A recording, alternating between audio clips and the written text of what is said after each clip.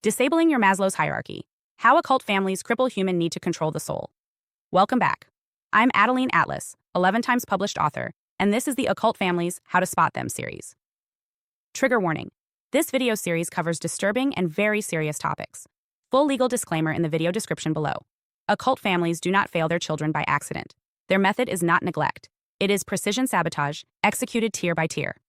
What appears on the surface as dysfunction is, in fact, a ritual dismantling of human need designed to fracture identity, hijack free will, and ensure long-term control of the soul. The blueprint they target is known in psychology as Maslow's hierarchy of needs, a 5-layer model that outlines the foundational architecture of a whole, functional human being. These layers are interdependent, each one resting on the strength of the one below. In ritual families, this structure is systematically destroyed from the bottom up to prevent the human from ever fully forming. What is Maslow's hierarchy? Maslow's hierarchy of needs defines the stages of human development through 5 essential categories: physiological, food, rest, bodily autonomy, health, shelter safety, emotional and physical security, consistency, protection, love and belonging, affection, attachment, care, inclusion, esteem, confidence, dignity, self-worth, internal value, self-actualization, purpose, expression, realization of one's true potential. This pyramid reflects the developmental process of becoming a sovereign being, and that is precisely why it is collapsed, because full sovereignty interrupts ritual control systems. Tier 1. Physiological, weaponizing the body. The most basic requirements of life, eating, sleeping, health, and bodily safety, form the foundation of Maslow's pyramid. In occult families, this tier is never secured. It is targeted first and hardest. Food becomes a tool of control. Withholding, force feeding, or toxic diets are normalized. Sleep is disrupted through chronic chaos, nightmares, or strategic overstimulation. Illness is either ignored or fetishized, turning the child into a permanent patient or caretaker. Medical consent is overridden. Children are misdiagnosed, overmedicated, or physically violated under the guise of care. The child is taught that their body is neither safe nor sovereign.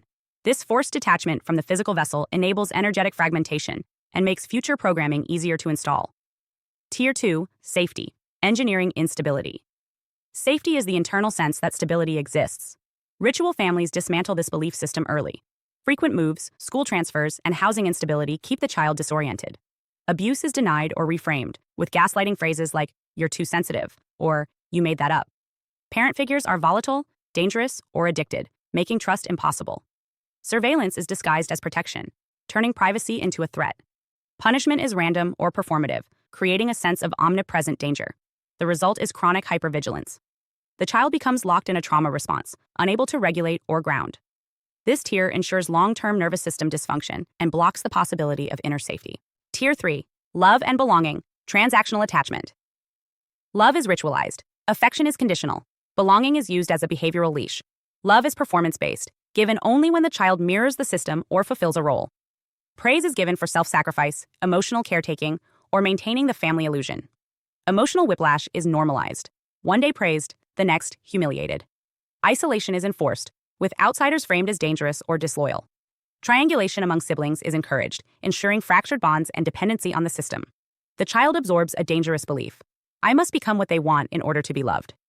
Genuine intimacy is never modeled, and the child either fears connection or forms trauma bonds with their abusers. Tier 4. Esteem, ritual identity destruction. Esteem is not external praise. It is the internal knowing of one's worth. This knowing is strategically erased through repeated humiliation, role assignment, and psychological inversion. Criticism is constant, often under the mask of parental guidance or constructive feedback. Public embarrassment is staged, including body shaming, forced performances, or cruel nicknames. Fixed roles are assigned: scapegoat, golden child, priestess, protector. These roles become prisons. Any sign of independence is punished or harvested, especially intellectual, spiritual, or creative gifts. What's referred to in ritual abuse circles as the humiliation ritual often begins in early childhood. It is not a one-time event. It is a repeated pattern of dignity destruction. These acts create submission, silence, and inner fragmentation, replacing esteem with a reactive identity built on survival. Tier 5. Self-actualization, preventing purpose. The top tier, self-actualization, is the most threatening to the system. It represents spiritual sovereignty. That's why the entire pyramid is rigged to prevent its attainment. Purpose is mocked, dismissed, or twisted into servitude. Gifts are either suppressed or redirected into the family's use. Opportunities are sabotaged, often at the brink of success. Mentors are replaced with handlers, ensuring loyalty stays internal. Leaving is framed as betrayal. Any movement toward autonomy is punished. This is not about rebellion. It is about spiritual containment. A self-actualized child becomes immune to the rituals.